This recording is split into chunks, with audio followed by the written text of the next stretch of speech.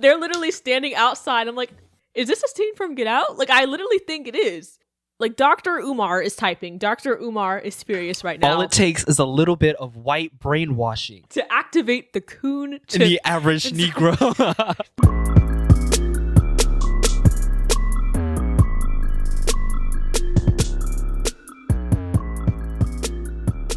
Yo, welcome back to the Fem X Melanin podcast. I am your host, Raven. Oh wait, I forgot. We have a new thing, guys. Let me restart that. I am your hostess with the mostest, Raven Leah, and welcome to episode 7. Can we get some claps in the studio? Yes, as you may know, if you follow me on Instagram or TikTok, I don't think I announced it on TikTok, but we're having our second special guest on the Fem X Melanin show. This is crazy.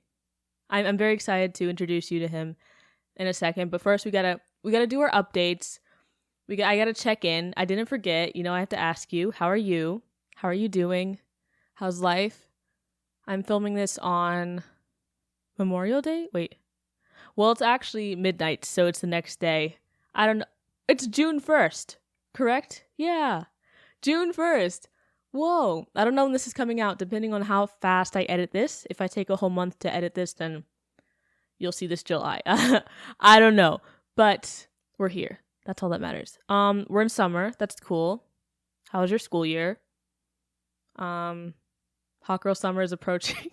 I'm kidding. But I'm not kidding. Anyway, guys, as you may know, last episode I announced the magazine that FemXMelanin was in. I didn't get to see it when I was talking about it, but now I got to see it and I literally cried. I told myself I wasn't going to cry, but I did cry, and I have it in my hand right now. So if you're watching the podcast on YouTube, you could actually look at it. I'm going to show you guys on the camera, but if you're just listening to it, just imagine, or just order it yourself, link in bio. I also have a coupon code. Just DM me for that. I don't know it off the top of my head. But okay, drum roll. Drum roll, please. Ta-da! Look at how pretty it is. Oh my gosh. Okay, I don't know what page I'm in, but let me see if I can quickly find it. Again, I'm just so excited. I'm so happy I got to be in this. Oh, here I am. Oh my gosh. I still freak out when I see myself. Do you see that, guys? That's me. That's us. That's FemXMelanin. What the heck? Oh my gosh. Okay, if you want one, you should get one. It's very cute, very aesthetic. I keep it above my bed, and it's, yeah. Okay. Do we have any other updates? Let's see. Oh my gosh. Yes, we do. I hit 18.8K on TikTok. Whoa. Can we get some more claps in the studio? See, you can't really hear any claps because there's no one else in the studio. I mean, actually, there is someone else in the studio, but you haven't met this person yet. He's here. He's here with us in the spirit.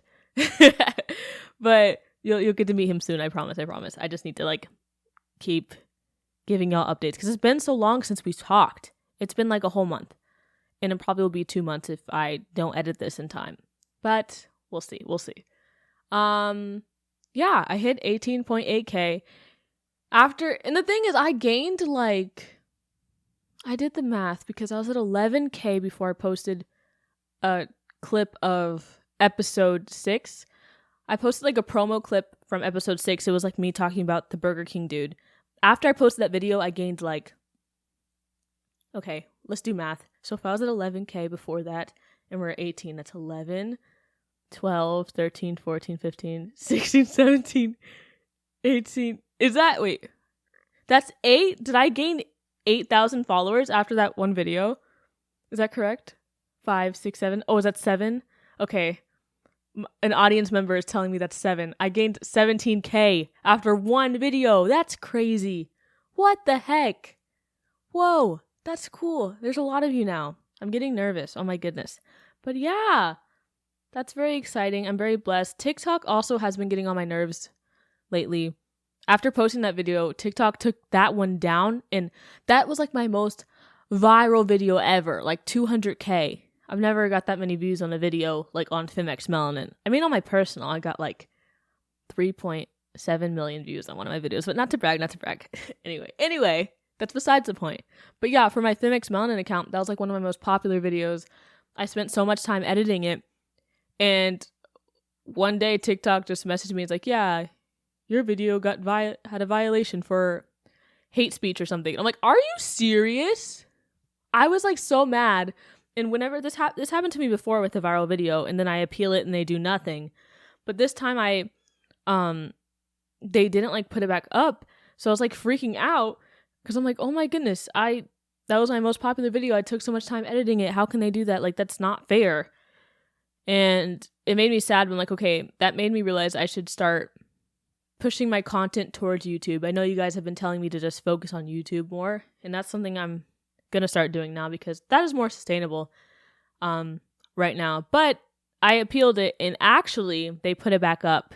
So that's really cool. I'm so happy they did that. But if they didn't, I would have still moved on. Life goes on after that. But yeah, I think that's pretty much all that's been happening since last time. Yeah, I graduated with my AA since last time. That's cool. More claps in the studio? I don't know. Is that too many? Okay, thank you. All right, well, yeah. I think it's time to introduce our guest for today's episode. So, you guys may know him. I mean, again, he is TikTok famous. He doesn't like me saying that, but he really is. So that's going to be a part of his title. He is African American. Is that correct? Let me not assume that. He is African American, and I don't know. Sometimes I could be wrong. Let me not assume, but yeah, I'm saying that because for the people listening to the audio, you might not know. I could have a white dude on here, and you wouldn't know. But yeah, he makes. Who knows? I may be white. Exactly. Maybe he was at the beach too long. You never know. Reverse vertilago. Who knows? Exactly. So he makes these really cool, informal, biblical story videos on TikTok and Instagram, I think. Well, he posts them on there too. Yeah, Instagram. Yeah, I post them on Instagram too. They're awesome. They're just his wit and like personality. Like when I saw, okay, let me not get ahead of myself. I feel like in order to go forward with this, we have to talk about how we met. So I think this is a really funny story. Okay, so I'll explain my side of it really fast, and then I guess you could explain it. Wait, his name. Actually, I am so sorry, guys. How rude! I keep talking. How dare me do that on my own podcast? I should never talk again. Sorry. May you introduce yourself? Tell us your name. Okay, what's up, everyone? My name is Maurice. People call me Mo, Selfmade Mo, on TikTok and Instagram. I am not TikTok famous. You gotta stop saying that. I'm not. You don't always have to be humble. Listen, I don't make famous people money. That's why I keep telling people. TikTok fame does not change my circumstances, my financial circumstances. Like, I'm just Mo. But yes, I make Bible story breakdowns with Mo, where I go tell biblical Bible stories, but I break it down in terms for Gen Z to understand, basically. Cool. Yes, so I find that awesome. That's really cool. So let me explain how I know of his existence now. So one day I was on TikTok, and I'm on there a lot. TikTok is addicting. There was this one video came across my For You page. It was, I don't even know how to explain it. If you're watching the video version of this podcast, I guess I'll probably insert the clip of what video it is. Function with me? Yes, of course I'll go to the function with you. Thank you, Jenna. You're welcome. So I commented on that video and I said, wow, that dude really said what in Caucasian. And all of a sudden, everyone started ganging up on me. Not everyone. I mean, my comment had the most likes. I think it had like 40,000 likes or something. So there were a lot of people who could take a joke, but there was like, that a group of like, 10 different Kevins instead of Karens. I'm not gonna say that's like the Connors. Yes, the Connors. Literally, I think there was one dude named Connor who actually commented, but all of a sudden they got really mad. He's like, "Whoa!" But if I said what in like black, I forgot what he said. He's like, if I say what in African American, it'd be wrong. I'm like, yes, exactly. Like that's how it is. Then they're like, oh my gosh, well if the roles were reversed, I'm like, dude, Mo, do you understand how frustrating that is when you have people who are not black who's like, well, if the roles were reversed? Exactly. Like, do y'all not pay attention in history? Like, the roles were reversed. Literally. So I'm just like, okay, it's a joke. All I said was what in Caucasian. And this dude, he was like, they started saying like these out of pocket stuff. Like they started calling me like, I forgot, someone called me a monkey. And I'm like, are y'all really that pressed? Like I can say something like, I've said worse than that. And you're telling me like, by me saying what in Caucasian, that could be that offensive to you guys. But anyway, I'm getting off topic. So all of a sudden, like all the Kevins and Connors start like misspelling my name. For some reason, they thought that was a way that could like hurt my feelings. Instead of saying Leeah, they were spelling it Leah. Or like, oh, your parents didn't even know how to spell your name correctly. And I'm like, can y'all please try harder? Like that is not affecting me. What? So they started saying more out of pocket stuff. Saying basically racist stuff to me, more like calling me monkey, whatever.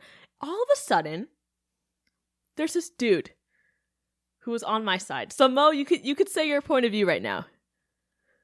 So I remember like seeing your comment, and it was like one of the top comments, and I laughed because I thought that was funny. Thank you.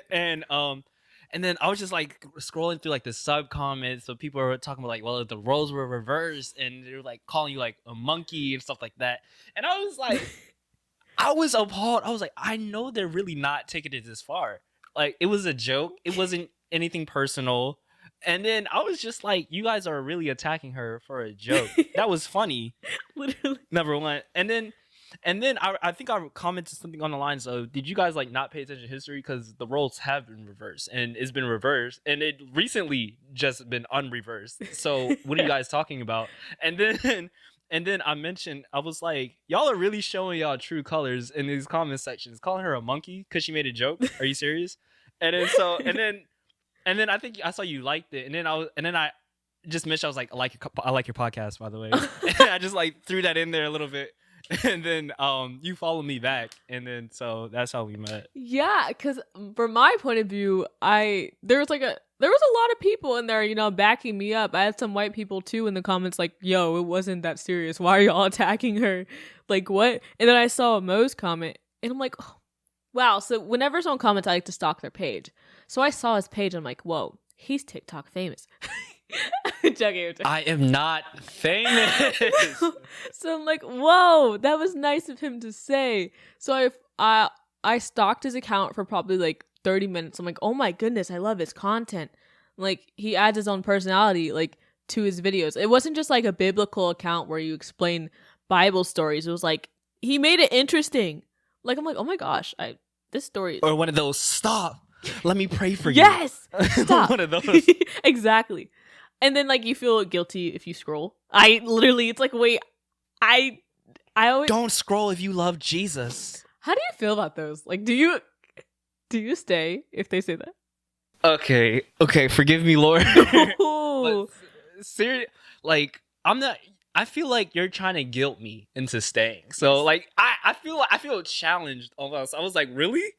And then I just part of me is just like, maybe it's something important, maybe something for me. Yeah. And then part of me is just like, they just want the views. Literally. So scroll, keep going.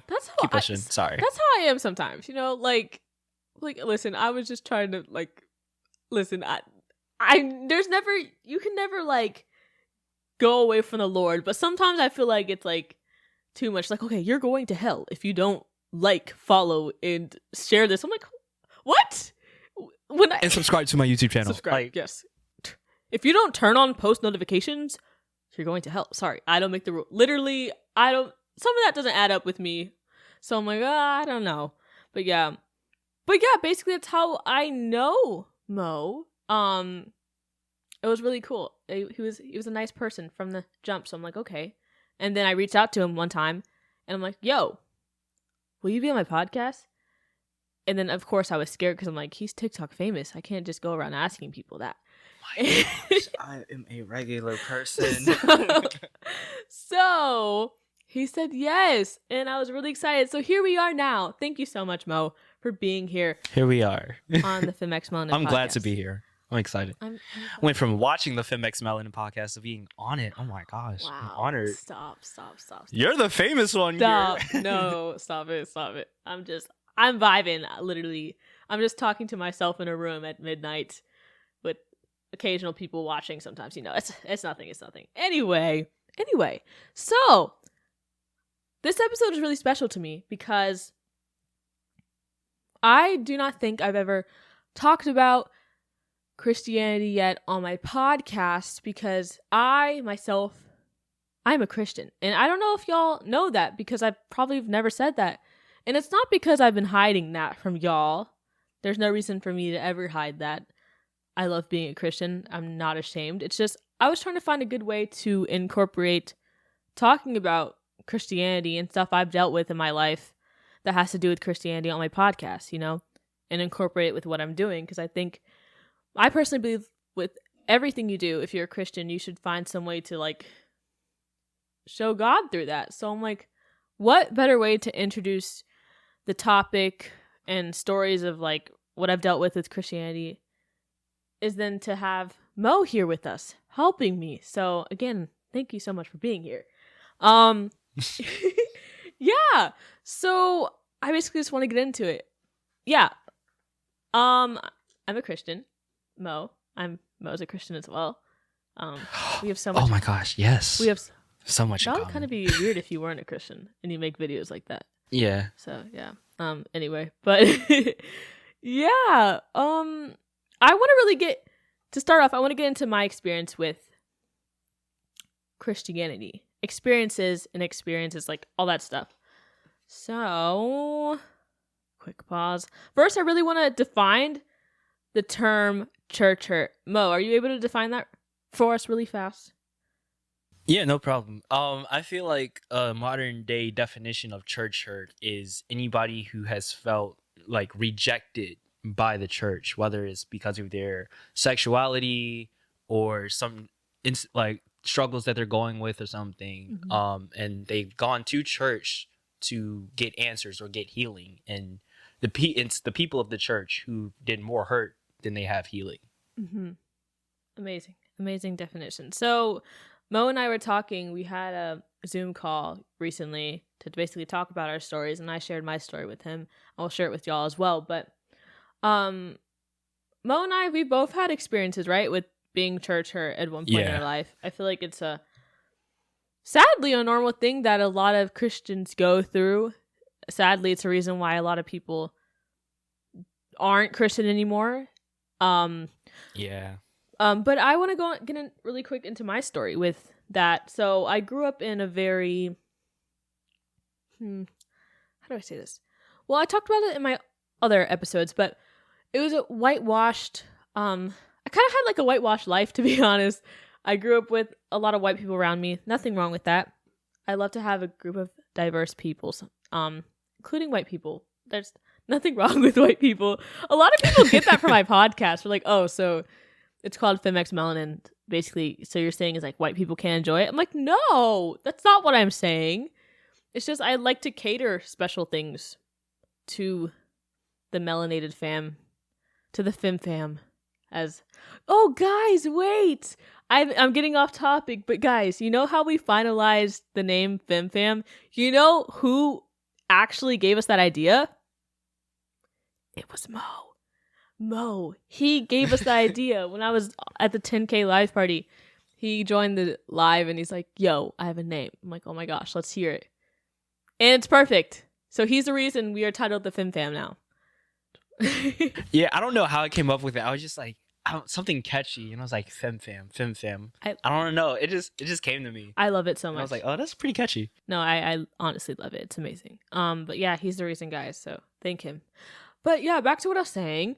Yeah, I grew up around a lot of white people, and I got more into that on episode, was it 5? Yeah, 5. You guys can hear more about that with the St. Losers. We talked about that. But yeah, so I went to this church, and at first I'm like, oh my gosh, this is a really good church. They're cool. Yes, I'm feeling something, finally.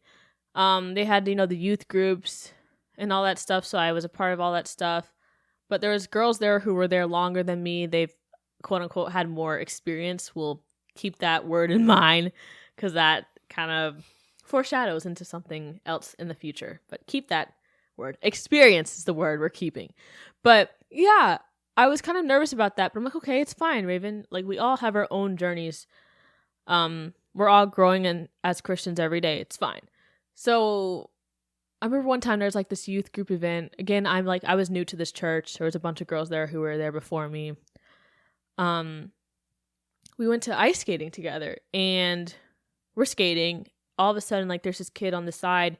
He's having like a panic attack, and because it was really busy, it was like a Friday night. There's a lot of people. If you have anxiety, it could be a tough place for you in that time. So I'm used to like dealing with kids like that and all this stuff. I used to be a theater teacher and all that stuff. So I'm like, okay, I'm gonna go help him. I'm like, okay, do you need water? He's like, yeah, I need water. And he was just, that's what he was like saying, like, I need water so he can calm down. So I'm like, okay, I'm gonna get water. And I was gonna ask like the girls who I was with from the youth group to help me.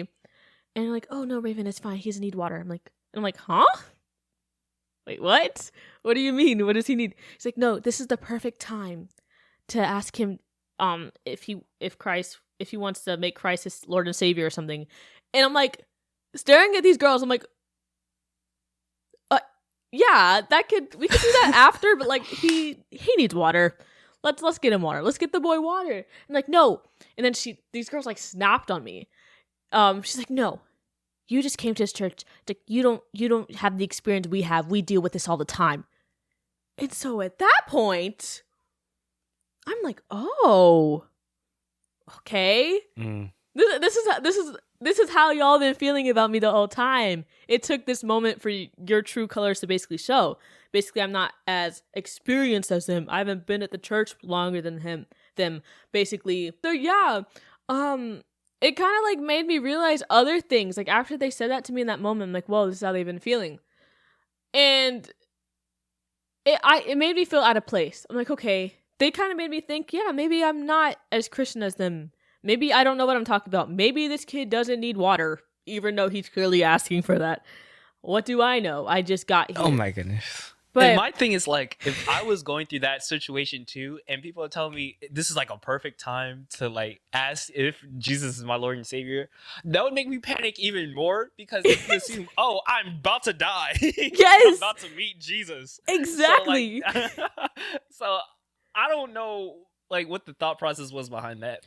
And Exactly. I remember in our Zoom call, I think we brought it up that who says God can't use people to save other people? Like, yes, prayer is amazing, but also like what you were doing is a great way for him to also get introduced to Christ, because you see how you were willing to go out your way to help him, as any other Christian should have been able to, or or would have done.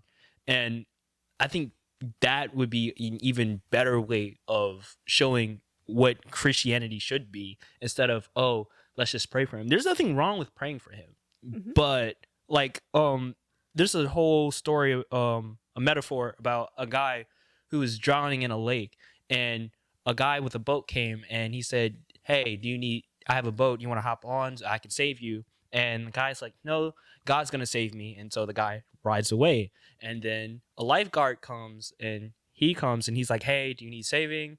And the guy's like, no, God will save me. And then the lifeguard rides away. And so the guy ends up drowning and dying. And then when he gets to heaven, he asks God, like, God, why didn't you save me? I was drowning and I was looking towards you. And God's like, I sent 2 people to rescue you, dummy. Like, I feel like that is basically what happened with your situation. Definitely. Yeah, and then at the point, I'm like, okay, these girls obviously been at the church longer than me. I mean, what do I know? But at the same time, that whole church, like, I kind of felt out of place at times. They weren't really good with the whole, there's no such thing as a perfect church. I want to put that out there. But, like, I kind of felt out of place a lot of times. Like, I was trying my best to be in the word, all that stuff, but we all struggle with our faith at some points. But it kind of like brings me back to the point where they'd always do altar calls every time you're there, and then like I would kind of feel out of place because everyone's like, falling down, and then I'm just like, wait, I'm not feeling anything. I don't know. And like they would actually like kind of make me feel bad for that. And I'm like, it kind of just put a bad taste in my mouth for going. Like, you should never feel scared to like go to church, But when I thought about going there, I'm like, okay, they're probably going to make me do altar call again. Because it wasn't like, come to the altar call, if you want. It was like, get up. Like, they would point at you and they'd like bring you there. And I'm like, okay, you can't even hide from it. It was a smaller church. So like the youth always had to go up there. It's like, okay, do I pretend to fall? Like, I don't know. I was always still like on edge about it. But they weren't really good with the like being inclusive in that case. But that really showed like their true colors when she said that to me. And like I talked to you about before, Mo, like past stuff with that church, we'd go every Saturday, I think, for what is it called when you're like, they would call it soul saving, I think, when they'd go out and like ask people. You would go up to random people. Evangelize. Yeah, that. Evangelize, spread the gospel. Yeah, nothing wrong with that. I'm all for that. But like they had this sheet. It's like, okay, you have to like get this many people, blah, blah. And then like, I don't know. It just didn't seem right to me.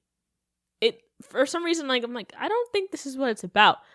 Because like these girls, the reason why they want to like bring that person to Christ that day is so they can go to church that next morning and be like, yeah, at ice skating, we saved one more person. And then everyone started clapping, everything. I was like seeing it as numbers. Like, I don't think they were seeing it as like, oh my goodness, yes, we just brought another one to Christ. It was like a checklist they're checking off. And I'm like, that doesn't sit right with me. So see, yeah, that doesn't sit right with me either. Oh, I'm sorry to cut you off. No. That doesn't sit right with me either, because to me that has like the same energy as performative activism. Like, you're not doing it out of the abundance of your heart because you actually care for that individual. You're doing it for your own self-interest. And actually that's pride, and pride is actually a sin. So why? So you really need to, that's a heart problem. You need to check your own heart, number one. Number two, it's just like that whole ice rink encounter, which is so negatively shown of what Christianity is. And that's why a lot of people experience church hurt, because not only did that little kid have a negative impact or a negative encounter of what Christians act like, you also had a negative encounter, and every single person who witnessed this had a negative encounter, and they're like, oh, this is what Christians do, instead of catering to what this little boy is going through. He's genuinely in a crisis for help. Yeah, that's a great point you brought up. And like you said before, like we could show God's love through anything. It's not just telling people about God. They could see it through what we do. Like how you were saying, I forgot what you said. I'm gonna let you say it actually, but let me not cut you off. I want you to go into your church hurt story, if you will. Okay, so similar like you, I'm a suburban Black kid. I grew up in a pretty diverse area. I have white friends too. I'm not against white people. I just want to put that out there. But I've always grown up in the church. Like, my family's been going to church. My family's Christian. We all went to church when I was little, every Sunday.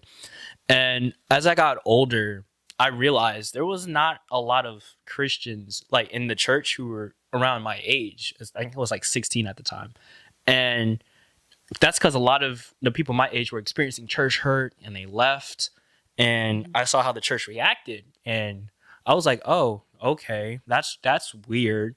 And I was at like a really like low point in my life. I wouldn't say it was depression, because I wasn't diagnosed, but I was at like a really low point in my life, and I didn't have anybody to reach out to, because every time I would try to go to somebody for advice, they're like, oh, just pray about it and it'll be okay.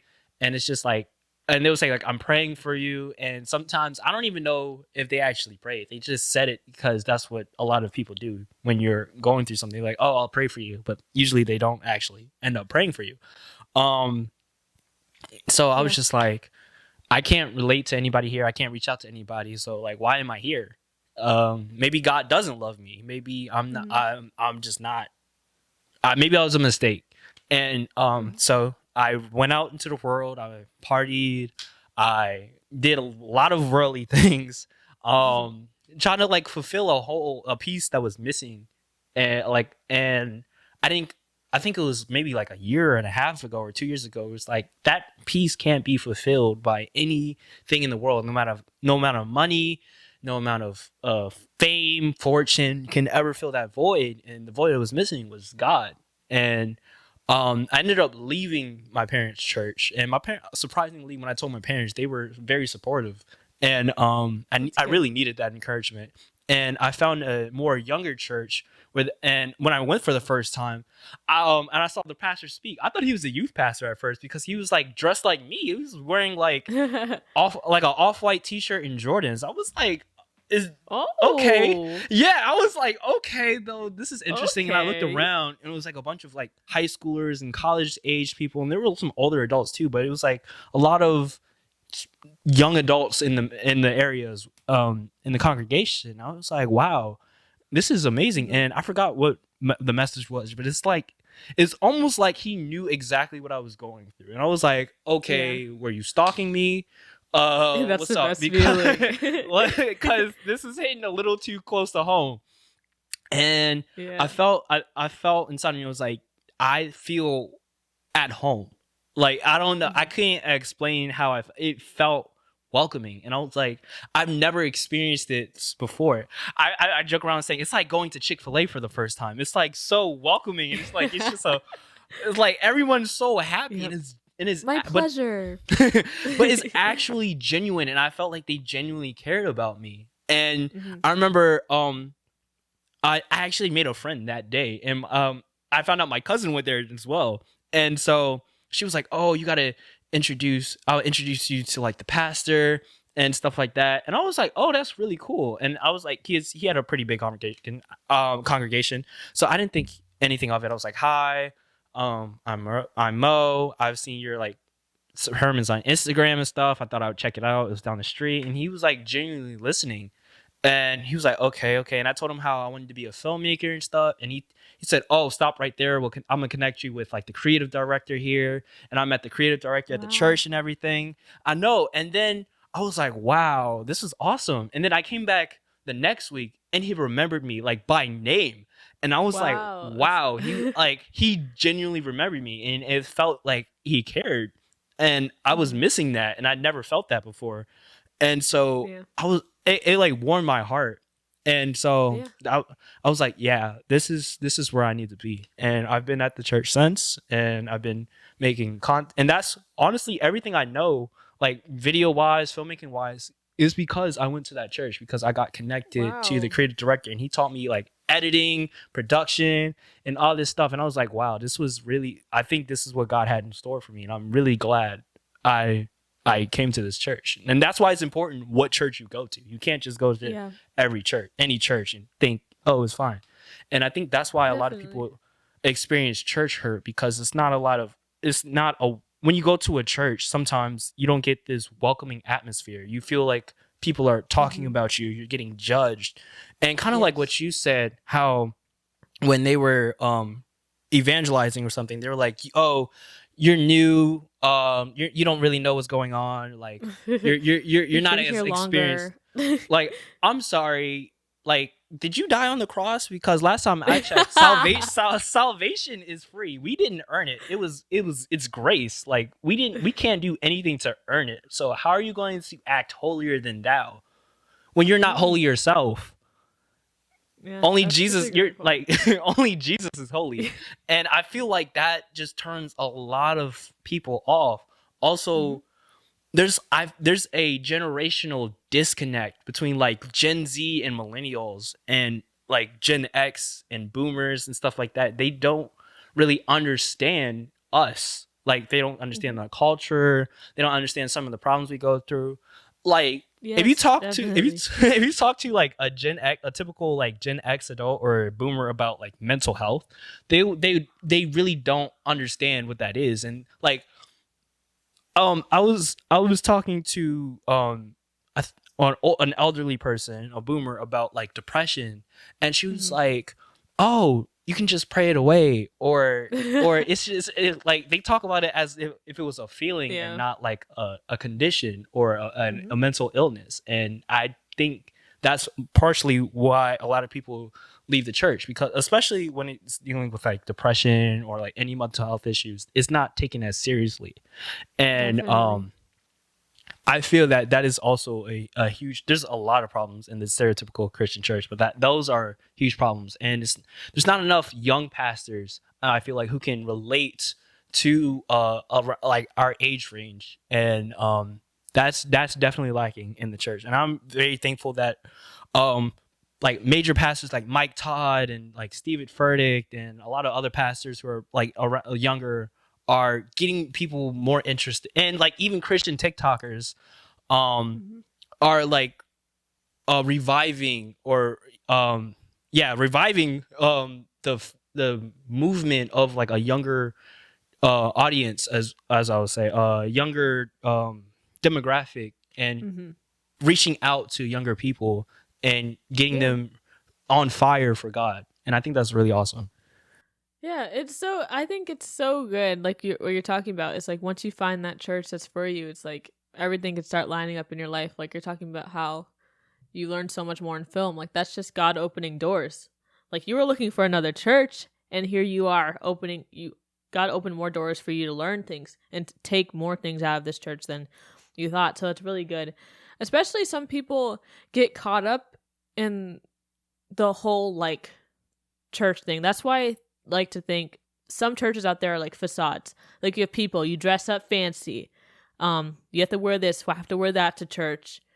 And I'm always like, I don't get it, because like what you just said, the pastor had on like, what do you have, Jordans? What do you have? Yeah, he was like wearing ripped up skinny jeans and Jordans.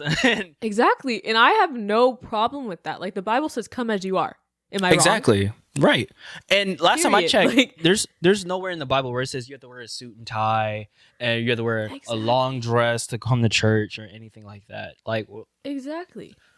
Like I feel like people just get caught up in the whole idea of it, and it's like a facade. That's why I feel like some people think church is like that. And it's sad, because that's not what real Christianity is about. And I'm just imagining how many people, like you have atheists. Most atheists like know the Bible. Most atheists that are atheists used to be Christians. And it's because of stuff like this, being church hurt and all that. So I feel like it's just very important to have these conversations, especially with me introducing Christianity to my podcast and everything. It's important to talk about that so people could be aware that not all churches are perfect, and you have to keep your eye open. You could go into some bad churches, and like you said, when people go into churches, some people think they're getting judged and stuff. And sometimes, like sometimes that's the case. Sometimes there's like a lot of the time that's the case. Yeah, they will actually judge you, and it's hypocritical. But like going back to my point, no such thing as a perfect church. So you just have to keep your eyes open for that, and just be aware. And I feel like at the end of the day, with me, I feel like Christianity is about relationships and not more of religion. I don't know if you understand that, but like I feel like it's about having a personal relationship, because you can have some people going to church every Sunday, going to youth group, then versus someone who doesn't go to church.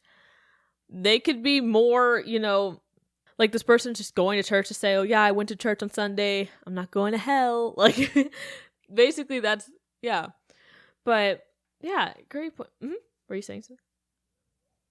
I was about to say, going to church doesn't mean you're Christian. Like just because I stand in a garage doesn't make me a car. Whoa, like, we need to repeat that really fast for the people in the back. just because I stand in a car, just because I stand in a garage doesn't make me I'm not a car, but just because I stand in a garage doesn't make me a car. Just like going to church doesn't just make me a Christian. It's about your relationship and accepting Jesus Christ as your savior, and that he died on, that he believed that he died on the cross for our sins and our transgressions. But I would say it is important that you go to church because a good church, because it's being around people. Like, we're not called to do life by ourselves, so being around other Christians in that environment, it's healthy. Any environment where you're around people with like the same spiritual values, who want to see you do better, who want to push you to do better, who want to see you succeed, is a great environment. And I feel like that's what this church should be, and you should feel like at peace with going to church. That's where you like bring all your problems, your pain and stuff, and you have like a support system there who like be with you and like pray with you and stuff whenever you're going through. But like what you said, just because you go to church doesn't mean you're a Christian. And the person who doesn't go to church, who's in his word, who believes his Bible, and that's what we need to do. It's not enough to just go to church Sunday and then Monday, Tuesday, Wednesday, Thursday, Friday, Saturday, it's just whatever. Like, it's a constant thing. It's not just a chore. It's not just something we do on Sunday. It's a lifestyle. Definitely, 100%. Another thing I want to talk about is like going back to the facade and everything, and this is kind of getting into like the political side of it. But like I said earlier, grew up with a friend group, mainly white, all that stuff. So it kind of had a toll on my life in different aspects when it came to Black Lives Matter. That controversial topic that shouldn't be controversial, but it is for some people. But yeah, I had this one friend, or so I thought was a friend. It was this white girl. She was like, okay, during the whole George Floyd thing, you remember? If you guys all remember that. That was last year. Yeah. Was that last year? Who doesn't remember that? That was last year. 2020. Wow. What a year. Oh my goodness. But yeah, when all that stuff was happening, like you have Ahmaud Arbery, George Floyd, it was crazy to see like my white friends, like their true colors come out. Like all the people who I was friends with, like before all that happened, not really friends with anymore. I made new friends, or like I found true ones throughout that. But I lost a lot of friends during that, because I thought I thought that they thought my life mattered, but turns out, nope, controversial to them. So there's this one girl, and she, during that whole time, like people were posting on their stories of social media saying Black Lives Matter, posting the black screens. I don't even want to get into that at that point. That's a whole other episode. That's a whole other episode. Anyway, but yeah, I was like looking out, I was trying to see which one of my white friends was going to post on their story about something, at least, even though that's not, you could share on a story and still be racist. Like that doesn't really mean anything to me, but it's like, okay, if you're going to be silent during these times, okay, then we need to talk about that. But this one girl, she wasn't silent. In fact, this girl, during the whole George Floyd movement, Black Lives Matter movement, posted on her story and said, baking cookies for the cops. And I'm like, hold on, wait, because you can bake cookies for cops any day of the year. Like, that's crazy how you're doing it around this time. She didn't hashtag George Floyd or anything. She just said baking cookies for the cops. So I'm like, made me assume that she's sticking with the cops on this one. Like, in the whole with the ACAB thing, let me get into that, because I have my own view on. I know, Mo, you could think differently. I'm not expecting you and I to be on the same page with everything, but I'm always hearing everyone out. But this is the way I think about it. Like, with the all cops are bad thing, I believe that's true. The profession, like, oh, whoa, we have something to like. Oh, cool. I was kind of scared. I was scared. I'm on the same. I'm like, page. Mo's gonna be like, well, You know. No. No, listen. Just like anything, there are quote unquote. I hate when people say a few bad apples because a few bad apples rottens the whole bunch. Number one, and number two, I hate this whole there's some good cops. Yes, there are decent cops, but they work for a corrupt system. And if you're not able to, and when does accountability take part? Because if you're not able to check your own partners and people you work for when they're doing wrong, then are you really a good cop? Because you're letting that poor behavior slide. Exactly. So like, are you really a good cop, or are you just doing it for show? And then I was like, I saw on Twitter, if they were doing their job, like, there wouldn't be a problem if they're doing a job right. Like, you never heard a song saying "F the fire department." That's true. and that's facts. That's facts. It's like this just a whole. Yeah. We can go down the line of like of things that relate racial issues in relations to cops, because you have over policing in black communities and cities where predominantly people of color live. Countless of videos of cops being dirty. Like I literally saw on Twitter before this podcast a cop going into another person's house without a warrant. Of course. And then like he opened the garage door, hit their car, and proceeded to keep slamming their door into the car. We've seen countless of videos where a cop is hiding their body cam so people can't see what they're doing and stuff like that. And I'm just like, how do you expect to have trust into a community when we can't trust you? And it's being black in America, it seems like we have more training to deal with cops than cops do have training to deal with their community that they're sworn to protect and serve. Exactly. And that's crazy. Sadly, that is mind-boggling. That is so true. And it's like, you have black people, like when you get pulled over, it's like, okay, you have to try not to be on edge, even though it should be the other way around. Like no, sorry, cops, like that came out wrong. Let me restate that. But like when you're getting pulled over, if you're innocent, you should be at peace. But if you're black and innocent, you're gonna be a little tense because of the stuff that's happening on the news every freaking day and all that stuff. But then you have cops over here being like, oh yeah, I shot because, I was scared. Like, you're the one with the firearm, sir. Why are you on edge? Training. Like, training. No, my thing is, if you're scared, then why are you a cop? I don't like blood. I don't like blood. I'm terrified of guts and stuff. I'm not a doctor. You don't see me becoming a surgeon. Like, why are you a cop if you're afraid? Exactly. And the thing is, you're not being forced to be a cop either. That's why this whole Blue Lives Matter stuff, no. There's no such thing as a blue life. Take your uniform off. Smurfs do matter. Thank you. Yeah. They're very much alive. Gumball, Watterson. The Amazing World of His life matters. Those two. Exactly. The only two blue lives that matters, Gumball, Watterson. Don't forget Smurfs. The blue people from Avatar. They matter too. Yeah, Avatar. Ooh, the Blue Man Group, right? From the Blue Man Group. They make some amazing music. They definitely matter. They make amazing music. They do. They matter. They matter to me. They matter to me too. I need to see them in concert. I haven't seen them. Have I seen them before? I haven't seen. I want to go in Vegas and see them so badly. I don't even know if they're still performing. We should go. Let's do it. Let's go. That'd be really fun. Let's do that.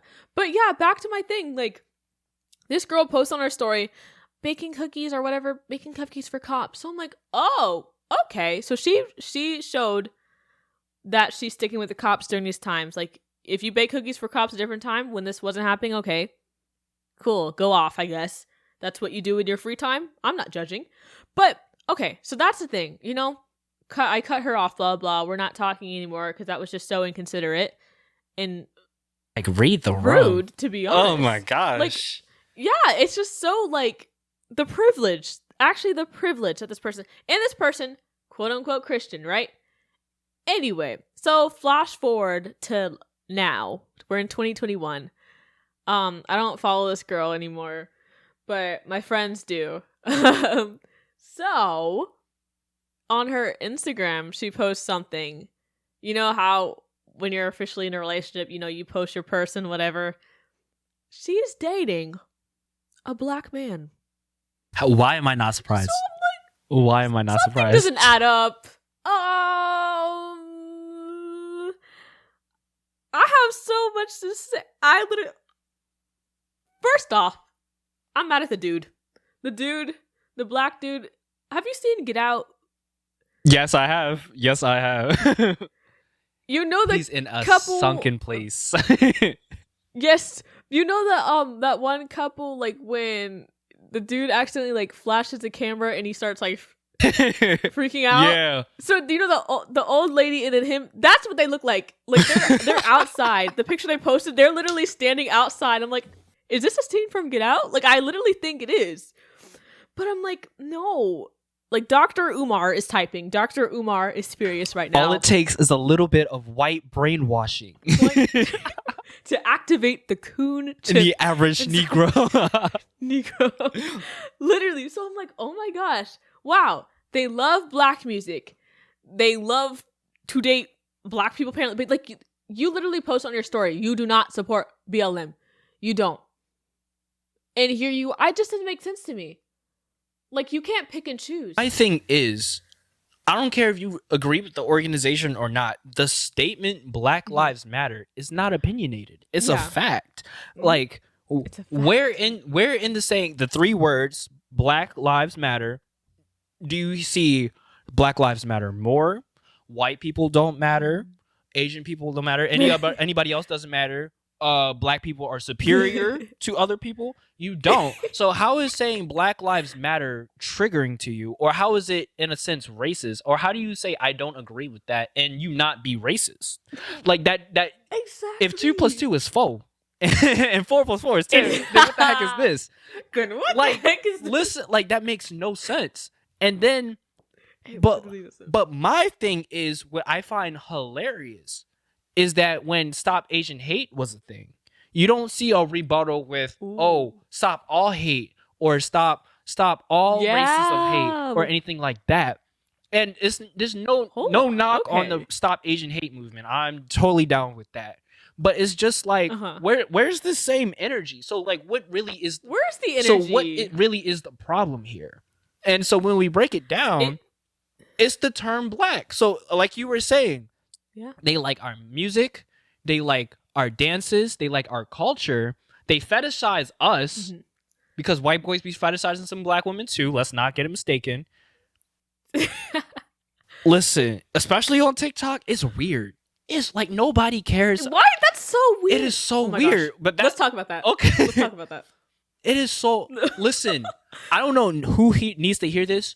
Nobody cares about what your racial preference. Nobody cares. Why are we announcing to the world? Well, we don't care. And especially like I'm not gonna be biased. The thing is like I'm gonna call out the black women too. When I see a black girl posting on TikTok, oh my gosh, if you're white and like black girls like this video, girl, get off the app. Log out. I'm gonna need you to log out for me. Log out. I'm gonna need you to log out for me. Log out. Log out.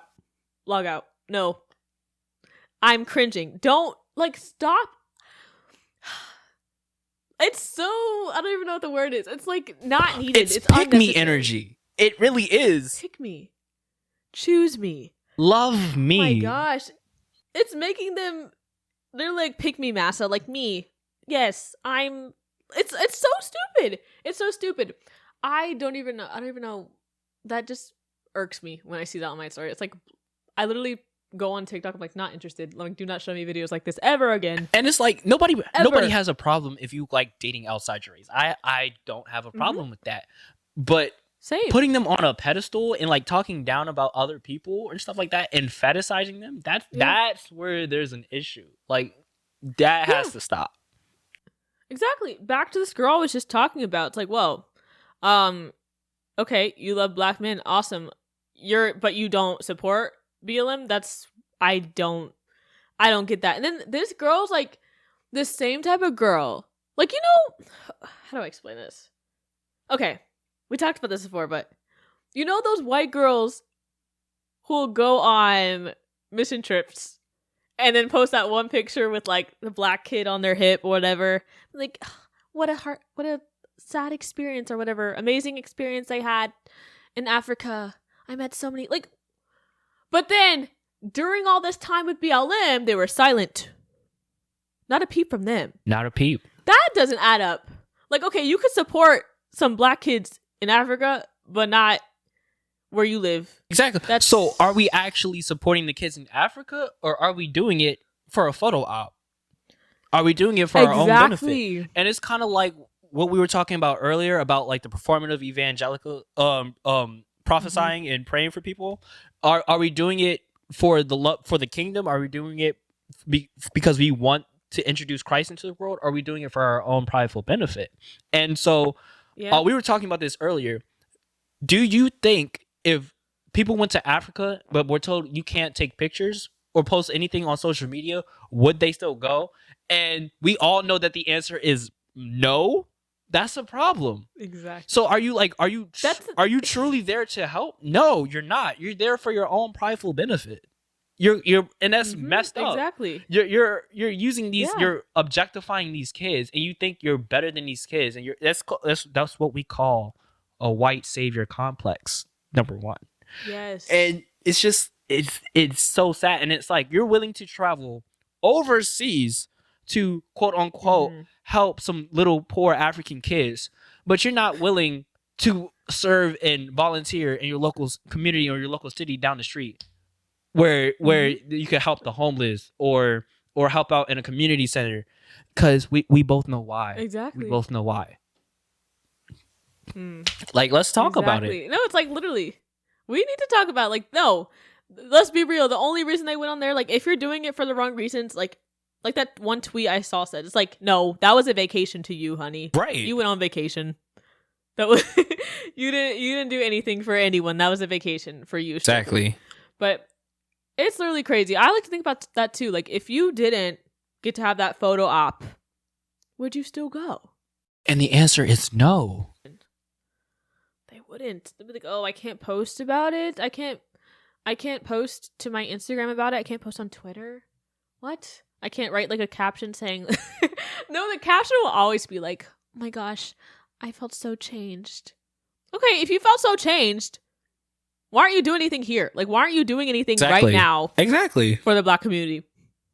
It's crazy. And it's crazy. I feel like kind of like the white girl you're talking about who dates a black guy, and a lot of people who go to Africa who like post pictures, they only do that because they have like a sort of guilt, and like they want to like, see, I'm not racist. I have black friends, or I have a black boyfriend, or I helped out in Africa, so I'm not racist and stuff like that. So it's just like, again, it's for your own sake. You care more about how you are seen and your own self-image rather than actually making an impact. Exactly. That's so true. Literally so true. That's just a whole topic for, like, I could talk about that for hours. Yeah. Wow. Well, sadly, we can't continue talking because we're nearing the end of this episode. No. So, oh man. I know. This was so much fun. I know. It was so fun. You had to come back. You had to come back to the podcast. I would love to come back. Hopefully, when this panoramic ends, it could be actually in person. I would love that. That'd be awesome. Yes, I'm so down. We need to do that. I'm so down. Need to do that. A reunion. Hold up. Not to flex, but your boy's fully vaccinated now. Moderna Oh, okay. Okay. Moderna game. Oh, I see you. We're out here. Got a rep. As long as it's not Johnson & Johnson, we're good. Yeah, you might grow a third arm with Johnson & Johnson. Exactly. Definitely. But yeah, guys, what I like to do at the end of every episode is, if you made it to the end, you have to send me a certain emoji. So, Mo, would you like to pick the emoji that the FemFam has to DM me? It has to be something that correlates. Or maybe, do you have an emoji that you use with your fan base at all? Is there something? Fan base? I didn't even think about. I don't. You act like I'm famous or something. I don't fan base. You literally are. Oh my goodness. I'm not. Stop.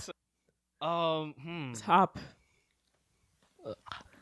You know what? I'm gonna go on a whim. Let's change it up because a lot of people, if we can catch who doesn't watch it, because you think a fire emoji because it was so awesome or something like that. Let's send an ice emoji. Switch it up.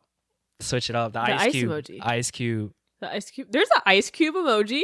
Yes, there is. I've never used that before. Okay, guys, if you made it to the end of this episode, send an ice cube emoji. And Mo, where can we find you? Besides TikTok being TikTok famous, but yeah. I'm not TikTok famous. Oh my goodness. Well, you can find me on TikTok, Instagram. All my handles are self-made Mo. That is self-made without the E, so it's SLF made Mo on everything. Cool.